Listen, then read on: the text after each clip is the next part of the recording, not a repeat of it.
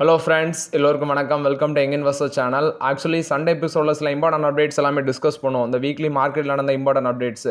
So first பார்த்தீங்கன்னா ஒரு கன்ஃபியூஷனான news ஒன்று வந்துருந்துச்சு. இந்தியன் ஸ்டாக் மார்க்கெட் வந்து நாளைக்கு மண்டே வந்து க்ளோஸில் இருக்குமா அப்படின்னு சொல்லி வந்திருந்தேன். ஏன்னா புத்த பூர்ணிமா ஃபங்க்ஷன் இருக்குது, அதுக்கு வேண்டி பார்த்தீங்கன்னா லீவோட சான்சஸ் இருக்குது அப்படின்னு சொல்லி அந்த ஆர்டிகல் மென்ஷன் பண்ணியிருக்காங்க. நான் ஃபுல்லாக எடுத்து பார்க்கும்போது அது வந்து கன்ஃபார்மான நியூஸ் இல்லை. அதாவது 12ஆம் தேதி வந்து என்எஸ்சியோட அந்த வெப்சைட்டை எடுத்து பார்க்கும்போது லிஸ்ட் ஆஃப் ஹாலிடேஸ், அதாவது ஸ்டாக் மார்க்கெட் ஹாலிடேஸ் அப்படி எடுத்து பார்க்கும்போது மேலே ஒரே ஒரு நாள் தான் ஹாலிடே இருக்குது. அது மகாராஷ்டிரா டே மட்டும் தான், தேர்ஸ்டே. அது வந்து 1ஆம் தேதியோட முடிஞ்சு. அதுக்கப்புறம் ஜூன் 7ஆம் தேதி தான் சாட்டர்டே ஒரு ஹாலிடே இருக்குது. பட் நாளைக்கு வந்து பார்த்தீங்கன்னா மார்க்கெட் லீவுங்கிறது அது கன்ஃபார்மான நியூஸ் இல்லை. பட் புத்த பூர்ணிமா ஃபங்க்ஷன் இருக்குது, பட் அது கன்ஃபார்மான நியூஸ் இல்லை. பட் நாளைக்கு மார்க்கெட் வந்து ஆக்டிவாக தான் இருக்கும். நெக்ஸ்ட் பார்த்தீங்கன்னா கோட்டக் மஹிந்திரா பேங்க் கொடுத்த அப்டேட்டு. இவங்க solitaire credit card, Kotak Mahindra bank solitaire credit card அப்படிங்கிற ஒரு புது கார்டை வந்து லான்ச் பண்ணியிருக்காங்க, புதுசாட்டு கிரெடிட் கார்டு. இதில் வந்து பார்த்தீங்கன்னா unlimited and free domestic and international airport launch access இருக்குது. இது வந்து போத் பிரைமரி, அடுத்தது கார்டு ஹோல்டர்ஸ்க்கும் இது இருக்குன்னு சொல்கிறாங்க. ஃபார் எக்ஸாம்பிள், இப்போ நீங்கள் இன்டர்நேஷனல் டிரான்சாக்ஷன் பண்ணுறீங்க அப்படின்னா அதுக்கு வந்து 0 ஃபாரெக்ஸ் சார்ஜஸ் தான் வருது. இந்த கிரெடிட் கார்டில் இன்டர்நேஷனல் டிரான்சாக்ஷன் பண்ணுறீங்கன்னா உங்களுக்கு 0 ஃபாரெக்ஸ் சார்ஜஸ் வருது. ஏர் மைல்ஸ் பெனிஃபிட் நிறைய இருக்குது. ஸோ குறிப்பாட்டு ஈத்தியாட் ஏர்வேஸு, ஏர் இந்தியா, கேத்வே பசிபிக்கு, கத்தார் ஏர்வேஸு, இதில் எல்லாமே பார்த்தீங்கன்னா கன்வர்ஷன் ரேஷியோ வந்து இந்த கிரெடிட் கார்டை யூஸ் பண்ணும்போது கம்மியாக இருக்குன்னு சொல்கிறாங்க.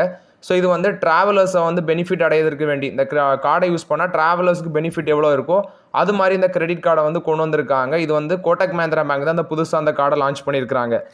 நெக்ஸ்ட் கோட்டக் மஹிந்திரா பேங்க் 1ஆம் தேதியிலேருந்து அவங்களோட கிரெடிட் கார்டு ஹோல்டர்ஸுக்கு இந்த interest rate, fees, minimum due calculation, rewards programme இதில் எல்லாமே சில சேஞ்சஸ் கொண்டு வராங்க. அது வெப்சைட்டில் அப்டேட் பண்ணியிருக்காங்க, செக் பண்ணிக்கோங்க. சில அப்டேட்ஸ் சொல்கிறேன். இன்ட்ரெஸ்ட் ரேட் ரிவிஷன் அப்படின்னு பார்த்தீங்கன்னா இப்போ கிரெடிட் கார்டு ஹோல்டர்ஸுக்கு 3.50% இருந்துச்சு முன்னாடி. இப்போ அது வந்து 3.75% ஆட்டி இன்க்ரீஸ் பண்ணுறாங்க. பெர் ஆனத்துக்கு முன்னாடி 42% இருந்தது, இப்போ 45% இன்க்ரீஸ் ஆகுது. ஜூன் 1ஆம் தேதியிலேருந்து எஃபெக்டிவ் வருது. Premium products, white reserve credit, Kotak solitaire credit card, இது எல்லாமே அன்சேஞ்சாக தான் இருக்குது. ப்ரீமியம் ப்ராடக்ட்ஸில் white reserve, Kotak solitaire credit card வந்து அன்சேஞ்சாக தான் இருக்குது. அது எக்ஸிஸ்டிங் ரேட் தான். நியூ ஃபீஸ் அண்ட் பெனால்ட்டிஸ்னு பார்க்கும்போது சில சேஞ்சஸை கொண்டு வராங்க. இப்போ ஆட்டோ டெபிட் ரிட்டர்ன்ஸ், அதாவது standing instruction failure auto debit returns, அது பவுன்ஸ் அமௌண்ட்டில் 2% சொல்கிறாங்க. 450 ரூபாலேருந்து மேக்ஸிமம் 5000 வரைக்கும் இந்த இதுன்னு சொல்கிறாங்க. இது போக டைனமிக் கரன்சி கன்வென்ஷனில் வந்து செலக்ட் ப்ரீமியம் கார்ட்ஸுக்கு 2%, அதே சோலிட்டர் கார்ட்ஸுக்கு 3.5%, other cards category based transaction fee 1%, cumulative spends, குறிப்பாட்டு யூட்டிலிட்டிஸ், இந்த எஜுகேஷன் பேமெண்ட்ஸ் அதிலெல்லாம் ஸ்பெண்ட் பண்ணுறீங்கன்னா 1%, minimum amount due calculation June 1ஆம் தேதியிலேருந்து வருதுன்னு சொல்கிறாங்க. அதுவும் பார்த்தீங்கன்னா டோட்டல் பர்ச்சேஸ் டிரான்சாக்ஷனுக்கு 1%, கேஷ் அட்வான்ஸஸுக்கு 1%, EMI, finance charges, fees and tax அதுக்கு எல்லாமே பார்த்தீங்கன்னா 100 rupees அப்படின்னு சொல்கிறாங்க. ரிவார்ட், ஏர்னிங் அண்ட் ரிடப்ஷன் அதுலேயும் சில சேஞ்சஸ் கொண்டு வராங்க. ஸோ இது எல்லாமே நீங்கள் செக் பண்ணி பார்த்துக்குவாங்க. குறிப்பாட்டு paid royal league and urban cards இதுக்கெல்லாம் பார்த்தீங்கன்னா சில சேஞ்சஸ் வருது. அடுத்தது கோட்டக் 801 கிரெடிட் கார்டு, இதுவும் பார்த்தீங்கன்னா 10 பைசேலேருந்து 25 பைசேலேருந்து 10% குறைக்கிறாங்க. அந்த ரிவார்ட்ஸை வந்து குறைக்கிறாங்க. இது மாதிரி சில கார்ட்ஸ்லாம் சேஞ்சஸ் இருக்குது, அதை செக் பண்ணி பார்த்துக்கோங்க. இது வந்து கோட்டக் மஹிந்திரா பேங்கோட கிரெடிட் கார்டு ஹோல்டர்ஸுக்கு சில சேஞ்சஸை கொண்டு வராங்க. நெக்ஸ்ட் பார்த்தீங்கன்னா விஎஸ்டி இண்டஸ்ட்ரீஸை பற்றி பேசுங்க அப்படின்னு சொல்லியிருந்தீங்க. ஸோ லீடிங் சிகரெட் மேனுஃபேக்சரில் இந்தியாவில் 3rd லார்ஜஸ்ட் பிளேயராக இருக்கிறாங்க இந்த விஎஸ்டி இண்டஸ்ட்ரீஸ். மார்க்கெட் கேப்லேஷன் 4000 crores மேலே இருக்குது. கரண்ட் மார்க்கெட் ப்ரைஸ் 274 இருக்குது. இதோட ஹைனி பார்க்கும்போது 487 வரைக்கும் 52 ஹை, அதுக்கப்புறம் 235ங்கிறது லோவாக இருக்குது. ஆனால் கூகுளில் பார்க்கும்போது 242ங்கிறது 52 வீக் லோ. என்ன கேட்டால் இது ஒரு 250 கீழே வர பட்சத்தில் ஸ்லோவாக யூஸ் பண்ணலான்னு நான் இருக்கிறேன். புக் வேல்யூ 77 இருக்குது. ரீசன்ட்லி போஸ்ட் பண்ண ரிசல்ட்ஸ் கொஞ்சம் பெட்டராக இல்லை. அதாவது முந்தின குவார்டர் ரிசல்ட்ஸ் வந்து கொஞ்சம் பெட்டராக இல்லை. அவங்க லாஸ்ட்டாக போஸ்ட் பண்ண results. Return on equity last 3 years வந்து 23% மேலே இருக்குது. ஆல்மோஸ்ட் கம்பெனிங்கிறது வந்து பார்த்தீங்கன்னா டெட் ஃப்ரீ தான் இருக்குது. நல்ல ஒரு டிவிடெண்ட் பேமெண்ட்டும் கொடுக்குறாங்க. லாஸ்ட் குவார்டர் ரிசல்ட்ஸ், அதாவது இந்த மார்ச் குவார்டர் ரிசல்ட்ஸ் வந்து முந்தின குவார்டரை கம்பேர் பண்ணும்போது குறைஞ்சிருந்துச்சு. ஏன்னா டிசம்பர் குவார்டரில் 367 கோடியாக இருந்த சேல்ஸு 349 கோடியாக குறைஞ்சிருந்துச்சு. அதே மாதிரி நெட் ப்ராஃபிட்டு 136 கோடியாக இருந்தது, 53 கோடியாக குறைஞ்சிருக்கு இந்த குவார்ட்டரில்.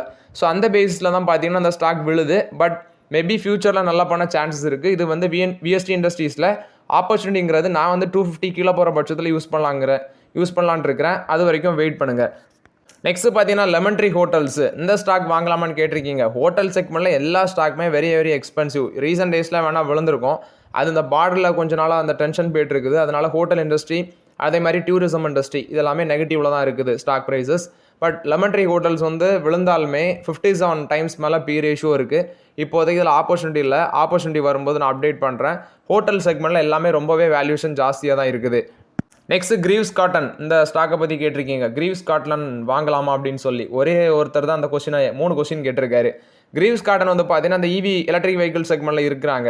பட் இதோட வேல்யூஷனும் ரொம்பவே அதிகம், 74 டைம்ஸில் இருக்குது. இதெல்லாம் ஒரு ஸ்மால் கேப் செக்மெண்ட்டில் தான் வரும். இவங்களோட ரைவல்ஸ் எல்லாம் கம்பேர் பண்ணும்போது இப்போ இவி செக்மெண்ட்டில் பார்த்தீங்கன்னா Hero MotoCorp, Bajaj Auto, TVS, Ola, Ather இப்படி நிறைய கம்பெனிஸ் எல்லாமே இருக்குது. பட் இவங்களோட அவங்க பெரிய கம்பெனிஸே சர்வை பண்ணுறதுக்கு ரொம்பவே கஷ்டப்படுறாங்க. அதே சமயம் வந்து பார்த்தீங்கன்னா காம்படிஷனும் அதிகமாக இருக்குது இந்த இவி செக்மெண்ட்டில்.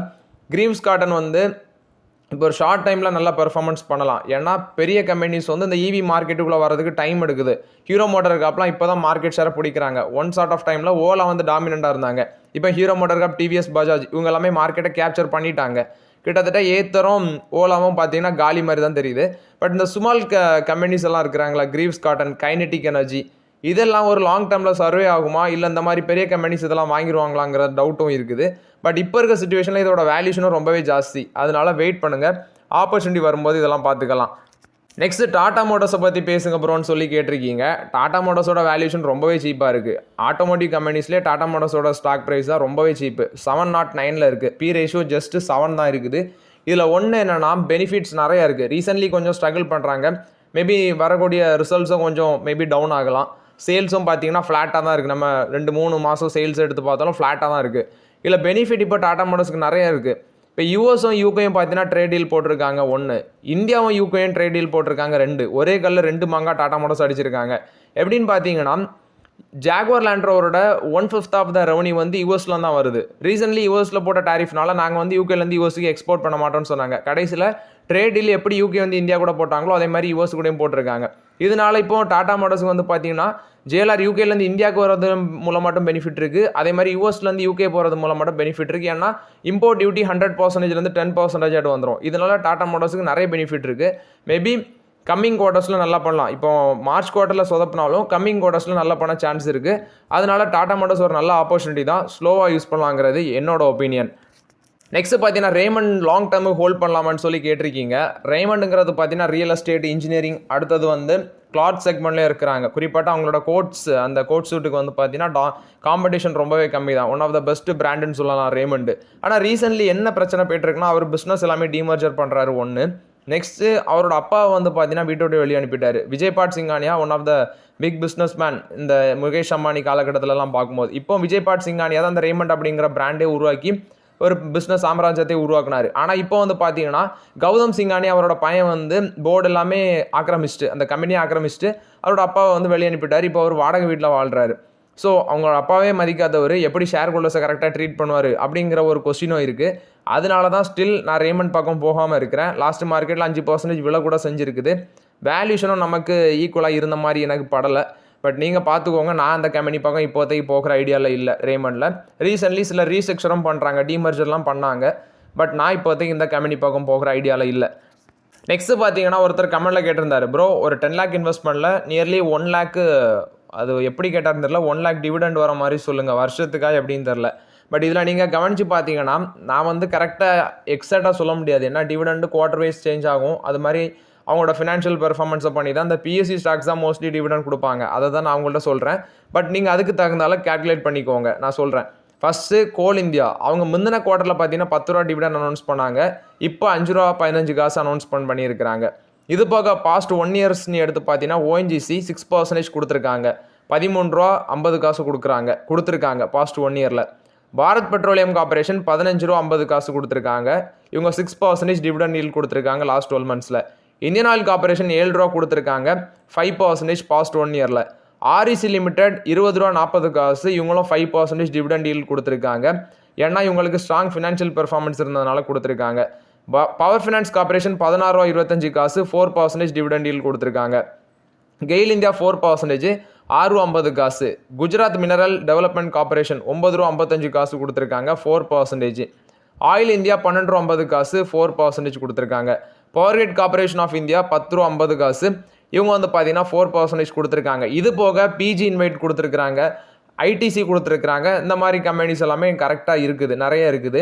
பட் நம்ம தான் அதை கரெக்டாக அசியூம் பண்ணி வாங்கணும். இப்போ ஐடிசின்னு எடுத்தீங்கன்னா டிவிடெண்ட்ஸும் கிடைக்கும், ரிட்டர்ன்ஸும் கிடைக்கும். அதே மாதிரி தான் இதில் பிஎஸ்யூ கம்பெனிஸ்லேயே கோல் இந்தியாலாம் ஒரு நல்ல ரிட்டர்ன்ஸ் கொடுத்துருந்துச்சு, பட் இப்போ டவுனாக இருக்குது. அதே மாதிரி பவர் ஃபைனான்ஸ் கார்பரேஷன், ஆர்இசி லிமிடெட்லாம் ஒன் சார்ட் ஆஃப் பீரியடில் வந்து ஒரு ரிட்டர்ன்ஸும் இருந்துச்சு, டிவிடெண்ட்ஸும் இருந்துச்சு. அது மாதிரி நம்ம கரெக்டாக ப்ரெடிக்ட் பண்ணி இன்வெஸ்ட்மெண்ட் பண்ணணும். நீங்கள் வந்து கேட்டிருக்கிறது டிவிடெண்ட் மட்டும் அப்படின்லாம் எய்ம் பண்ணாதீங்க. டிவிடெண்டையும் பாருங்கள், அட் த சேம் டைம் பார்த்தீங்கன்னா ரிட்டர்ன்ஸும் கிடைக்கிற மாதிரி பாருங்கள். அப்போ தான் இன்வெஸ்ட்மெண்ட் வந்து கரெக்டாக இருக்கும். இல்லைனா ஸ்டாக் வந்து டவுன்லேயே போய்ட்டுருக்கும், இன்வெஸ்ட்மெண்ட் மட்டும் தந்துட்டு இருப்பாங்க. ஃபார் எக்ஸாம்பிள் ரீசெண்ட் டேஸில் பிஜி இன்வைட் நிறைய பேர் அதான் கொஸ்டின் பண்ணிகிட்டே இருக்கிறாங்க. அது மாதிரி பண்ணிடாதீங்க. நெக்ஸ்ட்டு பார்த்தீங்கன்னா டிவிஎஸோட நார்டன் அப்படிங்கிற மோட்டார் சைக்கிள். இது வந்து பிரிட்டிஷ் பிராண்டு. இதை வந்து இந்த வருஷம் எண்டுலேயே வந்து பார்த்தீங்கன்னா மேனுஃபேக்சர் பண்ணி லான்ச் பண்ணுறதுக்கு டிவிஎஸ் மோட்டார் வந்து மும்முரமாக இருக்கிறாங்க. ஆல்ரெடி அவங்களோட எக்ஸிஸ்டிங் பிராண்டு தான் இந்த நார்டன் 961 V4 மாடல்ஸ். அது ஆல்ரெடி யூகேல சேல் பண்ணிட்டு இருக்காங்க. இப்போ இந்தியன் மார்க்கெட்லேயும் பார்த்தீங்கன்னா இவங்களோட நியூ பிராண்டை வந்து மேனுஃபேக்சர் பண்ணி நார்டன் மோட்டார் சைக்கிளை இந்தியாவில் இந்த வருஷம் எண்டுக்குள்ளே லான்ச் பண்ண இருக்கணும்னு சொல்லி டிவிஎஸ் மோட்டார் தரப்பில் வந்து விளக்கம் கொடுக்குறாங்க. நெக்ஸ்ட் இந்த India UK free trade partnership மூலமாட்டு பாசிட்டிவ் ஸ்டெப்ஸ் பார்த்தீங்கன்னா இந்த BMW, மெர்சிடிஸ் பென்ஸ் இந்த மாதிரி கம்பெனிஸுக்கும் இருக்குது. ஏன்னா இம்போர்ட் டியூட்டி குறையும் போது இந்த ஹை அண்ட் கார்ஸுக்கும் பார்த்தீங்கன்னா பெனிஃபிட் இருக்குது அப்படின்னு சொல்கிறாங்க. எப்படி JLRக்கு பெனிஃபிட் இருக்கோ அது மாதிரி இவங்களுக்கும் பெனிஃபிட் இருக்குது. ஸோ இந்தியா வந்து பார்த்தீங்கன்னா 2030 இந்த செக்மெண்ட் வழியாட்டு நான் சொன்ன மாதிரி இந்த அக்ரிமெண்ட்டில் காரை வந்து இங்கே கொண்டு வரது மூலமாட்டு 60 பில்லியன் வரைக்கும் பெனிஃபிட் இருக்குன்னு சொல்கிறாங்க. பட் இதை வந்து நம்ம வெயிட் பண்ணி தான் பார்க்கணும், எந்தெந்த கம்பெனிஸுக்கு எவ்வளோ பெனிஃபிட் இருக்குது. இப்படி கொடுக்கறதுனால நம்மளோட உள்நாட்டு கார் கம்பெனிஸ் அஃபெக்ட் ஆகுறாங்களா அதையும் பார்க்க வேண்டியிருக்குது. பட் இதெல்லாமே ஒன் சார்ட் ஆஃப் பீரியடில் நம்ம வெயிட் பண்ணி பார்த்தா தான் புரியும். RBI வந்து SBI, ஜனா ஸ்மால் ஃபைனான்ஸ் பேங்க்குக்கு வந்து 2 காம்ப்ளைண்ட்ஸ், நான் கம்ப்ளைண்ட்ஸ்க்கு வேண்டி வந்து பார்த்தீங்கன்னா ரெகுலேட்டரி காம்ப்ளைண்ட்ஸ்க்கு வேண்டி ஃபைன் போட்டிருக்காங்க. SBIக்கு வந்து 1,72,80,000 ஃபைன் போட்டிருக்காங்க. அண்ட் அந்த லோன் அண்ட் அட்வான்சஸ் அது ரிலேட்டட் ரெஸ்ட்ரிக்ஷனை வந்து கஸ்டமர் ப்ரொடெக்ஷன் ப்ராப்பராக ஃபாலோ பண்ணலன்னு சொல்லி போட்டிருக்காங்க. அடுத்தது வந்து ஜனா ஸ்மால் ஃபைனான்ஸ் பேங்க்குக்கு 1 கோடி பெனால்ட்டி போட்டிருக்காங்க. ப்ரொவிஷன் அவுட்லைன், அதாவது பேங்கோட ரெகுலேஷன் ஆக்ட் 1949 அந்த ப்ரொவிஷன் அவுட்லைனை வந்து இவங்க வயலேட் பண்ணியிருக்காங்க அப்படிங்கிற பேசிஸில் வந்து 1 crore வந்து பெனால்ட்டி போட்டிருக்காங்க. இது 2 பேங்க்ஸுக்குமே RBI வந்து பெனால்ட்டி போட்டிருக்காங்க. மெர்சிடிஸ் பென்ஸ் வந்து ப்ரைஸ் கைக்கும் பண்ணியிருக்கிறாங்க. ஸோ ப்ரைஸ் கைக்கு வந்து ஜூன்லேருந்து நாங்கள் பண்ண போகிறோம்னு சொல்லிட்டாங்க 1ஆம் தேதியிலேருந்து. இது எப்படி ரேஞ்சு வருதுன்னா 90,000லேருந்து 12.2 lakhs வரைக்கும் ப்ரைஸ் ரேஞ்சு வேரியண்ட் ஆகும். ஏன்னா அதோட மாடல்ஸை பொறுத்து C class, E class, GLC, GLE, GLS, EQS, Maybach, S class இந்த மாதிரி கார்ஸுக்கு தகுந்தாலும் வந்து பார்த்தீங்கன்னா அவங்க வந்து பண்ணிகிட்டு இருக்கிறாங்க. ஸோ அது மட்டும் இல்லாமல் செகண்ட் ஹைக்கே செப்டம்பர் 1ஆம் தேதியிலேருந்து வரும்னு சொல்கிறாங்க.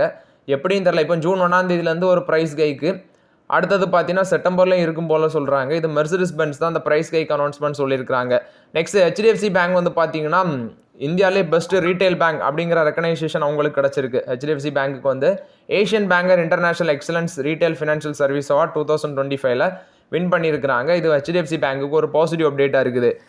நெக்ஸ்ட் கவர்மெண்ட் வந்து பார்த்தீங்கன்னா பாரத் 4G, மஹேந்திரா இவங்களாம் வந்து இந்த கீ டிஃபென்ஸ் எக்யூப்மெண்ட்டை ப்ரொடக்ஷன் பண்ணுறதுக்கு, அதாவது டிஃபென்ஸ் ப்ரொடக்ஷனை சில small type of anti drones, smart ammunition இந்த மாதிரிப்பட்ட ட்ரோன்ஸு, டிஃபென்ஸ் எக்யூப்மெண்ட்ஸை வந்து மேனுஃபேக்சர் பண்ணுறதுக்கு இந்த 2 கம்பெனிஸுமே கவர்மெண்ட் வந்து பார்த்தீங்கன்னா நீங்கள் வந்து ப்ரொடக்ஷனை இன்க்ரீஸ் பண்ணுங்க அப்படின்னு சொல்லி கால்ஃபர் பண்ணுறாங்க, பாரத் 4Gயும் மஹேந்திராவையும்.